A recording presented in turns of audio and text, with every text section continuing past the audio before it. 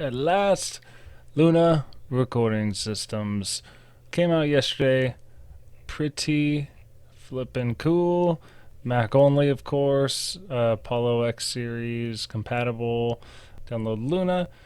And the new version 9.11.1 UAD software, which is required to do the firmware update to be able to run Luna. And it's also worth noting that you do need Mac OS Mojave or Catalina for it to work properly. So did the install and then, had to go through, scan all my plugins. Took forever. But I'm kind of running through and just showing my idea of like what I'm going to be using this for. So when I went to open it, pretty cool. Some basic tutorials to start off with.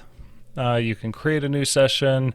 Of course, if you are this far into Luna, chances are good you've already been recording using other software. So when I noticed this right here, start from AAF, I was pretty pumped. I use Logic primarily. This is just a session I've been working on. Kind of clip.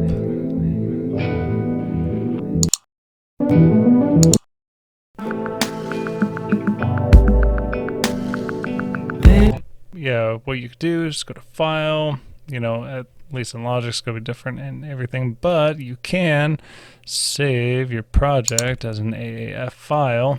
Okay, whatever. Yeah, I already did that. Replace it. It's fine.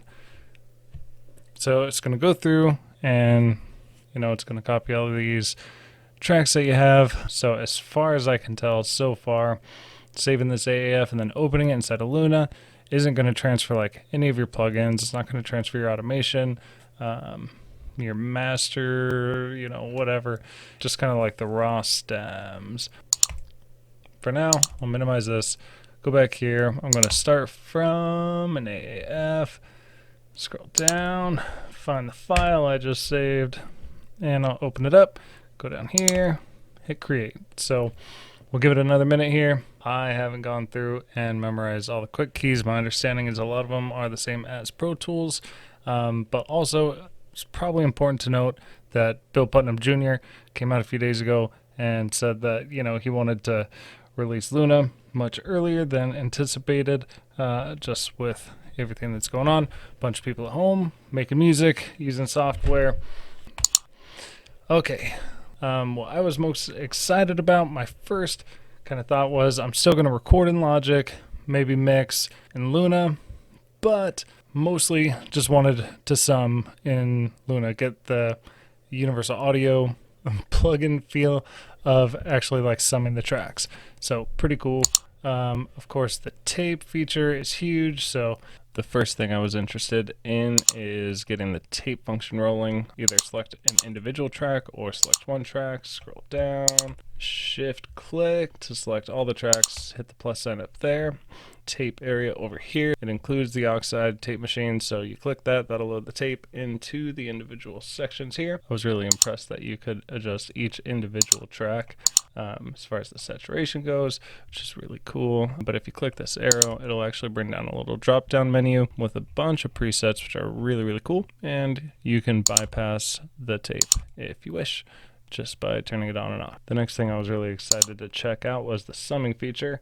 I could show you with a couple of these synth tracks here. So I just selected those 3 tracks. I'm going to click on the output, click the plus sign. It says Neve summing. Name it if you want to. We'll name it and synths. So that made this new bus right here. And click on the input tab up here. That'll drop down the Neve summing feature. This is supposed to emulate the sound of summing on a Neve console, which is really, really exciting because, if you've ever done any A/B comparisons between just like the way that digital summing happens inside of like Logic or Pro Tools or anything else, that's kind of why analog summing was so popular, just getting a summing mixer, because the summing sound inside of a typical DAW is inferior compared to analog summing, which just gives you that richness. Those are the main features that I wanted to check out and I wanted to make a video about.